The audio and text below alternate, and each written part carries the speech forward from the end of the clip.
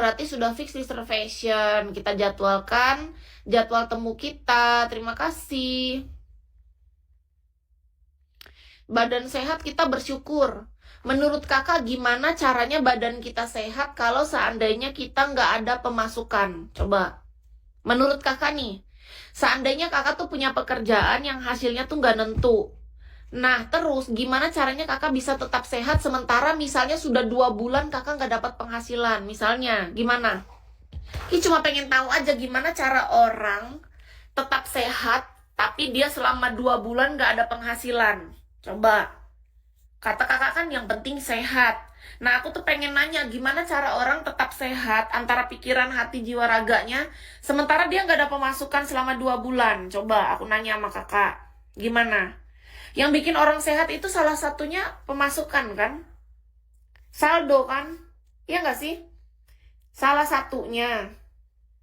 Coba kakak seandainya 2 bulan tidak ada pemasukan apapun tapi kakak harus tetap sehat. Gimana caranya? Kis pengen tahu rahasianya nih. Kak punya usaha apa sih? Kalau di Palangkaraya Kis ngejalanin masas, Kak. Atau pijat. Jadi Kis sebagai seorang masas terapis. Kis itu tukang pijat. Tapi kalau di Bigo Kis sebagai official host. Gimana cara sehat? Ih, Kak Mandra nggak dengar pertanyaannya. Kata Kis kan, gimana caranya tetap sehat sementara selama 2 bulan nggak ada pemasukan? Coba. Tetap semangat, harus kerja. Gimana caranya kakak kerja sementara nggak ada pemasukan? Coba. Misalnya kakak nih abang ojol, pemasukannya tuh cenat-cenut gitu, 1 bulan susah. Gimana cara kakak beli bensin, modal? Gimana? Kok jadi matre sih? Matre gimana sih, Kak? Kehidupan, Kak. Kok orang namanya kebutuhan itu bukan matre. Kalau yang namanya matre ini misalnya, kita tuh meminta sesuatu itu untuk gaya hidup.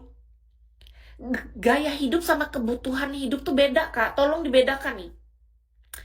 Kebutuhan hidup adalah masalah makan, tempat tinggal, dan pakaian yang layak. Itu kebutuhan. Tahu kan, kebutuhan ada 3 kan? Apa itu? Sandang, pangan, papan. Sandang apa? Pakaian. Pangan apa? Makanan. Papan tempat tinggal. Nah, sedangkan dari semua itu kita membutuhkan apa namanya? Atau untuk tempat tinggal kita butuh listrik, butuh air. Kalau zaman sekarang butuh kuota juga. Nah, terus untuk pangan, apa itu? Makanan. Ya kan? Papan, apa gitu, sandang, pakaian gitu. Itu semua tuh kebutuhan, bukan matre. Beda.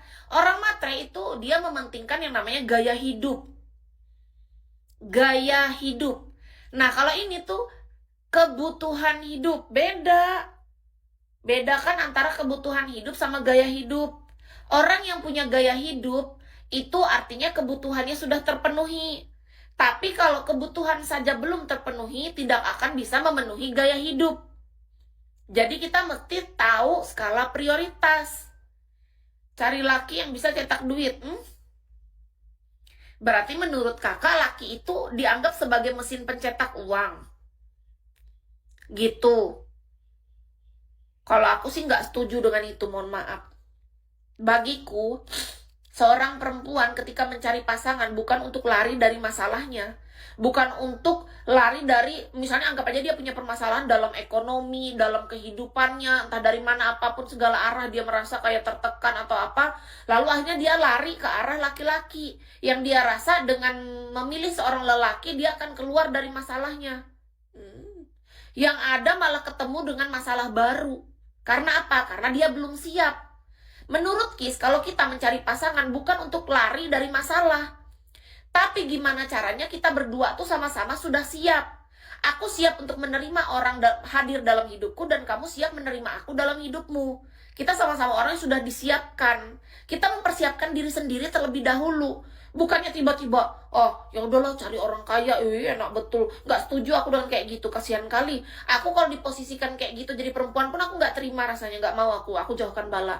Bayangkan misalnya ada seorang laki-laki, dia merasa sulit dalam segala hal, lalu dia sengaja mencari perempuan misalnya, aduh nggak enak juga aku kalau jadi laki-laki ya, nggak ada yang tukang masak, nggak ada yang tukang cuci baju, nggak ada yang tukang nyetrika, nggak ada yang tukang ini ngasih netein anak atau apa gitu. Terus nanti dia sengaja gitu nikahin cuman gara-gara niat kayak gitu. Aduh, enggak, aku kurang setuju Kak, mohon maaf dengan hal yang kayak gitu.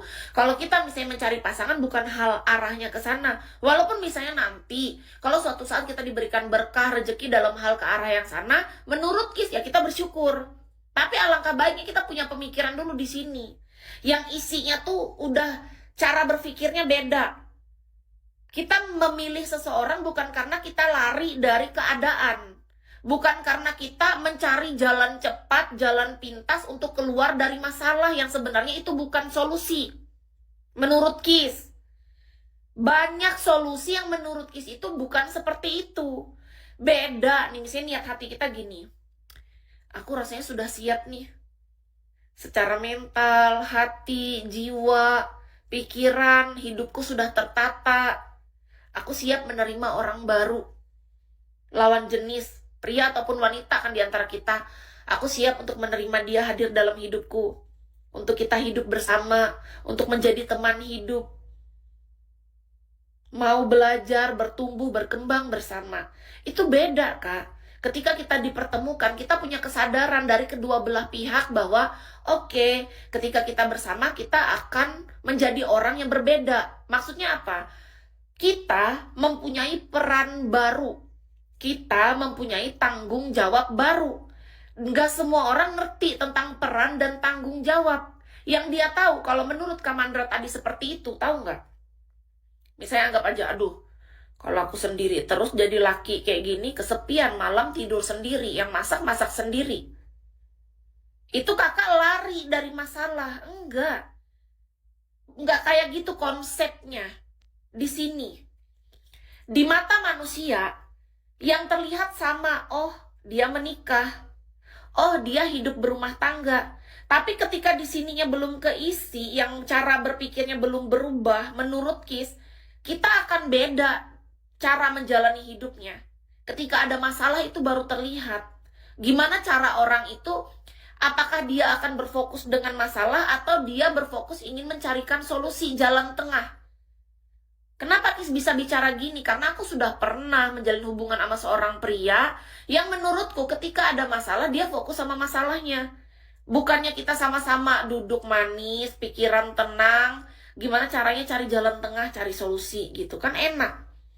Menurut Kis kita butuh yang namanya diskusi. Kalau sama pasangan, kalau sendiri kan aku gak diskusi sama siapa-siapa. Mau apa ya aku melangkah sendiri, aku mikir sendiri. Nah kalau ada pasangan kan ada teman ngobrolnya. Kita bisa ngomong nih, misalnya keadaan hidup kan kadang naik turun ya. Iya dong. Keadaan hidup kita tuh gak pernah tahu Kak. Yang awalnya kita di atas, nanti di bawah, kadang di tengah kayak gitu. Nah kita omongin. Kita omongin, sayang keadaan kita gini nih. Menurut sayang gimana? Nah, menurut aku gini, menurut kamu gimana? Nah, kira-kira yang terbaik gimana ya? Dari kamu gini, dari aku gini. Gitu. Itu penting, menurut Kis. Makanya penting kita tuh ngajakin orang yang sama-sama mau mikir. Yang sama-sama sehat. Sehat pikiran, sehat hati, sehat mental, sehat jiwa raga. Penting. Penting menurut Kis sih. Harapanku. Dan ya, sebelum menemukan itu, pastikan diri kita dulu yang kita tata dari keseluruhan, segala aspek.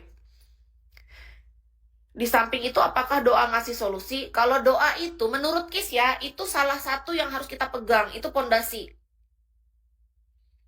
Gini loh. Kalau hanya doa tanpa usaha, nothing. Zong. Kosong. Nol. Tidak ada apa-apa. Usaha tanpa doa, nothing. Doa tanpa usaha, nothing. Jadi semua itu kosong. Yang bisa terisi adalah kita tetap melakukan usaha yang terbaik semampu kita sebagai manusia.